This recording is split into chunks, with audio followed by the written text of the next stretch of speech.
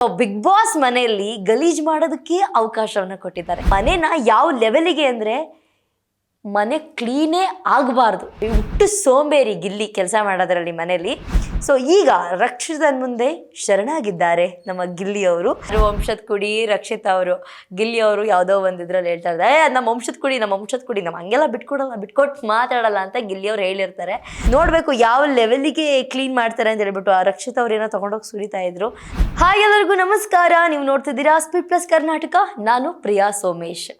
ಮನೇಲಿ ಚಿಕ್ಕ ಪುಟ್ಟ ಮಿಸ್ಟೇಕ್ಸ್ ಏನಾದರೂ ಮಾಡಿ ಏನಾದರೂ ಚಿಕ್ಕ ಪುಟ್ಟ ಡಬ್ಬಿಗಳನ್ನೇನಾದರೂ ಕೆಳಗಡೆ ಚೆಲ್ಬಿಟ್ರೆ ಅಮ್ಮನ ಕೈಲಿ ಮಾರಿ ಹಬ್ಬ ಇರುತ್ತೆ ಮನೇಲಿ.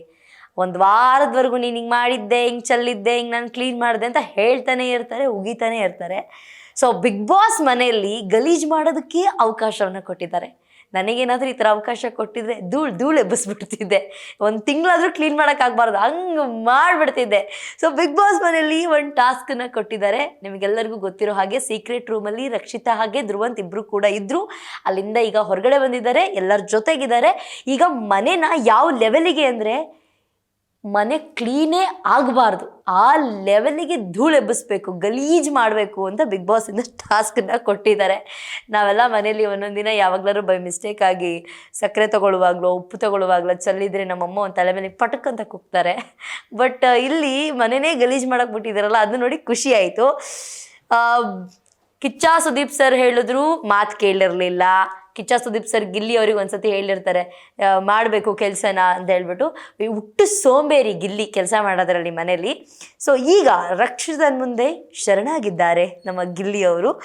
ಬಿಗ್ ಬಾಸ್ ಮನೇಲಿ ಕಂಪ್ಲೀಟ್ ಗಲೀಜು ಮಾಡಬೇಕು, ಕ್ಲೀನ್ ಮಾಡೋಕ್ಕೆ ಆಗಬಾರ್ದು, ಅಂಥ ಗಲೀಜನ್ನ ಮಾಡಬೇಕು ಅಂತ ಹೇಳ್ಬಿಟ್ಟು ಒಂದು ಟಾಸ್ಕನ್ನು ಕೊಟ್ಟಿರ್ತಾರೆ. ಸೊ ರಕ್ಷಿತಾ ಗೊತ್ತಲ್ಲ, ರಕ್ಷಿತಾ ಫುಲ್ ಮೊದಲೇ ರೊಚ್ಚಿಗೆದ್ದಿದ್ರು. ಸೀಕ್ರೆಟ್ ರೂಮಿಂದ ಬರೋದಕ್ಕಿಂತ ಮುಂಚೆನೆ ಕಂಪ್ಲೀಟಾಗಿ ಗಲೀಜು ಮಾಡೋದಕ್ಕೆ ಶುರು ಮಾಡಿದ್ರು.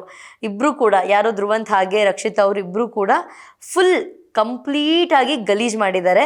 ಯಾವ ಮೂಲೆ ಕೂಡ ಬಿಟ್ಟಿಲ್ಲ. ಮೂಲೆಗೂ ತೊಗೊಂಡೋಗಿ ಅದೇ ಸಿಯೋದು ಫೋಟೋಸ್ನೆಲ್ಲ ನಿಮ್ಗೆ ಆಲ್ರೆಡಿ ನೋಡಿರ್ತೀರ ನೀವು. ಆ ಫೋಟೋಸ್ನೆಲ್ಲ ಫುಲ್ ಕಂಪ್ಲೀಟಾಗಿ ಗಲೀಜು ಮಾಡಿದ್ದಾರೆ. ಸೊ ಇದನ್ನು ಕಂಪ್ಲೀಟ್ ಗಲೀಜು ಮಾಡಿ ಕಂಪ್ಲೀಟ್ ಕ್ಲೀನ್ ಮಾಡಿದ್ರೆ ಲಕ್ಸುರಿ ಬಜೆಟ್ ಸಿಕ್ಕುತ್ತೆ. ಅಂದರೆ ಲಕ್ಸುರಿಯಾಗಿ ನಿಮಗೆ ಏನೆಲ್ಲ ಬೇಕು ಅದೆಲ್ಲ ಸಿಗುತ್ತೆ. ಈಗ ಚಿಕನ್ ಮಟನ್ ಆಗಿರಬಹುದು, ತುಪ್ಪ, ಕಾಫಿ ಪುಡಿ, ಬ್ರೆಡ್, ಇದೆಲ್ಲ ಬೇಕು ಅಂತಂದರೆ ಕಂಪ್ಲೀಟಾಗಿ ಮನೇನ ಗಲೀಜು ಮಾಡಿ ಅದನ್ನು ಕಂಪ್ಲೀಟಾಗಿ ಕ್ಲೀನ್ ಮಾಡಬೇಕು. ಸೊ ಇದಿಷ್ಟು ಮನೆಯ ಟಾಸ್ಕ್ ಆಗಿದೆ. ಗಿಲ್ಲಿ ಅವ್ರು ಯಾವಾಗಲೂ ಸೋಂಬೇರಿತನ ತೋರಿಸ್ತಾ ಇದ್ರು, ಕೆಲಸ ಮಾಡ್ತಾ ಇರಲಿಲ್ಲ.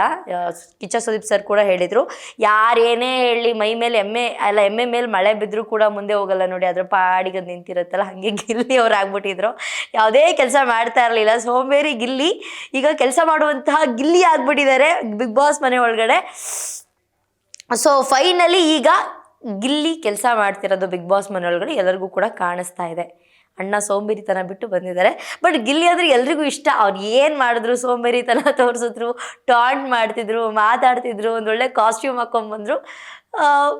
ಚೆನ್ನಾಗಿರುತ್ತೆ ಗಿಲ್ಲಿಯವ್ರನ್ನ ನೋಡೋದಕ್ಕೆ. ಆಮೇಲೆ ವಂಶದ ಕುಡಿಯಿಂದಲೇ ಸಮಸ್ಯೆ ಬಿಗ್ ಬಾಸ್ ಮನೆ ಒಳಗಡೆ. ಯಾರು ವಂಶದ ಕುಡಿ ರಕ್ಷಿತಾ ಅವರು, ಗಿಲ್ಲಿ ಅವರು ಯಾವುದೋ ಒಂದಿದ್ರಲ್ಲಿ ಹೇಳ್ತಾ ಇದ್ದಾರೆ, ನಮ್ಮ ವಂಶದ ಕುಡಿ ನಮ್ಮ ಹಂಗೆಲ್ಲ ಬಿಟ್ಕೊಟ್ಟು ಮಾತಾಡಲ್ಲ ಅಂತ ಗಿಲ್ಲಿ ಅವ್ರು ಹೇಳಿರ್ತಾರೆ.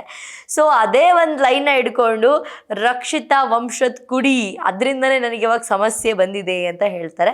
ಸೊ ಒಟ್ಟಿನಲ್ಲಿ ಟಾಸ್ಕ್ಗೋಸ್ಕರ ಗಿಲ್ಲಿ ಅವರು ಕೆಲಸ ಮಾಡ್ತಿದ್ದಾರೆ. ರಕ್ಷಿತಾ ಶೆಟ್ಟಿ ಅಂದರೆ ಫುಲ್ ಕಂಪ್ಲೀಟಾಗಿ ಎಲ್ಲ ಗಲೀಜು ಮಾಡಿದ್ದಾರೆ. ಗಿಲ್ಲಿ ಕ್ಲೀನ್ ಮಾಡೋದಕ್ಕೆ ಶುರು ಮಾಡಿದ್ದಾರೆ. ಹಾಗೆಯೇ ಬಿಗ್ ಬಾಸ್ ಮನೇಲಿ ಇನ್ನು 4 ವಾರ ಅಷ್ಟೇ ಇರಬಹುದು ಇವರೆಲ್ಲ. 4 ವಾರ ಆದಮೇಲೆ ಫಿನಾಲೆ ಶುರು ಆಗುತ್ತೆ. ಯಾರು ಗೆಲ್ತಾರೆ, ಯಾರು ಟ್ರೋಫಿನ ತೊಗೊಂಡೋಗ್ತಾರೆ, ಯಾರು ಕ್ಯಾಶ್ ಪ್ರೈಸ್ನ ಗೆಲ್ತಾರೆ ಅಂತ ಹೇಳ್ಬಿಟ್ಟು ಒಂದಷ್ಟು ಜನರ ಕುತೂಹಲ. ಯಾರು ಗೆಲ್ಲಬಹುದು, ಇವ್ರು ಗೆಲ್ಲಬಹುದಾ, ಇವ್ರು ಗೆದ್ದರೆ ಚೆನ್ನಾಗಿರುತ್ತೆ ಅಂತ ಹೇಳ್ಬಿಟ್ಟು. ಬಟ್ ಒಂದಷ್ಟು ಜನ ಬಿಗ್ ಬಾಸ್ ಶುರುವಾದಾಗಿಂದ ಗಿಲ್ಲಿ ಗೆಲ್ಲಬೇಕು ಅಂತ ಎಲ್ಲರೂ ಕೂಡ ಹೇಳ್ತಿದ್ದಾರೆ. ನೋಡಬೇಕು ಗಿಲ್ಲಿ ಗೆಲ್ತಾರ ಇಲ್ಲ ಅಂತ ಹೇಳ್ಬಿಟ್ಟು. ಬಟ್ ಫೈನಲ್ ಆಗಿ ನಮ್ಮ ಬಿಗ್ ಬಾಸ್ ಮನೆಯ ವಂಶದ ಕುಡಿಯಿಂದ ಕೆಲಸ ಸಿಕ್ಕಿದೆ. ಗಿಲ್ಲಿ ಅವರು ಮುಂದಾಳತ್ವವನ್ನು ವಹಿಸಿ ಅವರೇ ಕೆಲಸ ಮಾಡ್ತಿದ್ದಾರೆ. ಸೋಂಬೇರಿತನ, ಚಳಿ ಗಿಳಿ ಎಲ್ಲ ಬಿಟ್ಟು ಅವರೇ ಕೆಲಸ ಮಾಡೋದಕ್ಕೆ ಮುಂದಾಗಿದ್ದಾರೆ. ನೀವು ನೋಡ್ಬೋದು ಆ ಮನೆ ಒಳಗಡೆ ಯಾವ ಲೆವೆಲಿಗೆ ರಂಪ ಮಾಡಿಟ್ಟಿದ್ದಾರೆ ಅಂತ. ಈ ಲೆವೆಲಿಗೆ ಏನಾದರೂ ಮನೇಲಿ ಏನಾದರೂ ನಾವು ಸಕ್ಕರೆ ಉಪ್ಪು ಹಾಕೊಳ್ಳುವಾಗ ಮಿಸ್ಟೇಕಾಗಿ ಚೆಲ್ಲಿದ್ರೇ ತಲೆ ಮೇಲೆ ಒಂದೆರಡು ಕುಕ್ತಾರೆ. ಇನ್ನೇನಾದರೂ ಈ ಥರ ಮನೆ ಗಲೀಜನ್ನು ಮಾಡಿಬಿಟ್ಟಿದ್ರೆ ಒಂದು 6 ತಿಂಗಳು ಮನೆಗೆ ಸೇರಿಸ್ತಿರ್ಲಿಲ್ಲ ಅನ್ಸುತ್ತೆ. ಆಮೇಲೆ ಸೇರಿಸ್ತಾರೆ, ನಾವೇ ಅವ್ರ ಮನೆ ಮಕ್ಕಳು ಸೇರಿಸ್ಕೊತಾರೆ. ಒಂದು 6 ತಿಂಗಳು ನಮಗೆ ಮನೆಗೆ ಸೇರಿಸ್ತಿರ್ಲಿಲ್ಲ ಅನ್ಸುತ್ತೆ. ಆ ಲೆವೆಲಿಗೆ ಬಿಗ್ ಬಾಸ್ ಮನೆನ ಗಬ್ಬೆ ಎಬ್ಬರಿಸ್ಬಿಟ್ಟಿದ್ದಾರೆ.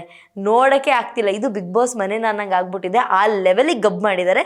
ನೋಡಬೇಕು ಯಾವ ಲೆವೆಲಿಗೆ ಕ್ಲೀನ್ ಮಾಡ್ತಾರೆ ಅಂತ ಹೇಳ್ಬಿಟ್ಟು. ಆ ರಕ್ಷಿತ್ ಅವ್ರು ಏನೋ ತೊಗೊಂಡೋಗಿ ಸುರಿತಾ ಇದ್ರು. ನನಗೆ ಅದೊಂದು ಖುಷಿ ವಿಷಯ. ಮನೆ ಗಲೀಜು ಮಾಡೋದಂದರೆ, ಕ್ಲೀನ್ ಮಾಡೋದಂದರೆ ಖುಷಿ ಯಾರಿಗೂ ಆಗಲ್ಲ. ಮನೆ ಗಲೀಜು ಮಾಡೋದಂದ್ರೆ ಎಲ್ರಿಗೂ ಖುಷಿ. ಗಲೀಜಾಗಿ ಇಟ್ಕೊಳ್ಳೋದಂದ್ರೆ ಎಲ್ಲರಿಗೂ ಖುಷಿನೇ. ಎಲ್ಲೋ ಅಮ್ಮ ಬಂದ್ಬಿಟ್ಟು ಅದನ್ನು ನೀಟ್ ಮಾಡಿದಾಗ ಅವಾಗೊಂದು ಸಂತೋಷ, ಆಹಾ ಎಷ್ಟು ಚೆನ್ನಾಗಿದೆ ನಮ್ಮ ಮನೆ. ಬಟ್ ಗಲೀಜು ಮಾಡಿದಾಗ ನಮಗೊಂದೊಂದು ಸಂತೋಷ. ಎಲ್ಲ ಚಲ್ಕೊಂಡು, ಊಟ ಮಾಡುವಾಗ ಚಲ್ಕೊಂಡು, ಅದು ಚಲ್ಲಿ ಇದು ಚಲ್ಲಿ ಮನೇನ ರಾಮಾಯಣ ಮಾಡಿಟ್ಟಿರ್ತಾರೆ. ಸೊ ಬಿಗ್ ಬಾಸ್ ಮನೇಲೂ ಅಂಥದ್ದೊಂದು ಟಾಸ್ಕು. ಎಲ್ಲರ ಮನೆಗಳಲ್ಲೂ ಈ ಥರದೊಂದು ಟಾಸ್ಕ್ ಸಿಕ್ಕಿದ್ರೆ ಚೆನ್ನಾಗಿರುತ್ತೆ. ನಮ್ಮ ಮನೆಗಳೆಲ್ಲ ಅಮ್ಮಂದಿರು ಬಂದು ಮನೇನ ನಿನಗೆ ಹೆಂಗೆ ಇಷ್ಟನೋ ಹಂಗೆ ಇಟ್ಕೊಳ್ಳಮ್ಮ, ಎಲ್ಲ ಗಲೀಜು ಮಾಡ್ಬಿಡು ಅಂತಂದ್ಬಿಟ್ರೆ ಸಿಕ್ಕಾಬಟ್ಟೆ ಖುಷಿ ಆಗ್ಬಿಡುತ್ತೆ ನಮಗೆ. ಸೊ ಆ ಥರದ್ದು ನಮಗೆ ಯಾವತ್ತೂ ಸಿಕ್ಕಿಲ್ಲ, ಸಿಗೋದು ಇಲ್ಲ ಲೈಫಲ್ಲಿ. ಏನಾದ್ರು ಉಪ್ಪು ಗಿಪ್ಪು ಚೆಲ್ಲಿದ್ರೆ ತಲೆ ಮೇಲೆ 2 ಕುಕ್ಕಕ್ಕೆ ಮನೇಲಿ ರೆಡಿ ಇರ್ತಾರೆ. ಸೊ ಹಂಗಾಗಿ ಬಿಗ್ ಬಾಸ್ ಮನೇನ ಕಂಪ್ಲೀಟಾಗಿ ಧೂಳು ಎಬ್ಬಿಸಿದ್ದಾರೆ. ಕ್ಲೀನ್ ಮಾಡಿದ್ರೆ ಲಕ್ಸುರಿ ಬಜೆಟ್ ಸಿಕ್ಕುತ್ತೆ ಅಂತ ಹೇಳಿದ್ದಾರೆ. ಅದ್ರ ಜೊತೆಗೆ ಇನ್ನೊಂದು 4 ವಾರಗಳಲ್ಲಿ ಬಿಗ್ ಬಾಸ್ನ ಫೈನಲ್ ವಿನ್ನರ್ ಯಾರು ಅಂತ ಹೇಳ್ಬಿಟ್ಟು ಅನೌನ್ಸ್ ಕೂಡ ಆಗುತ್ತೆ.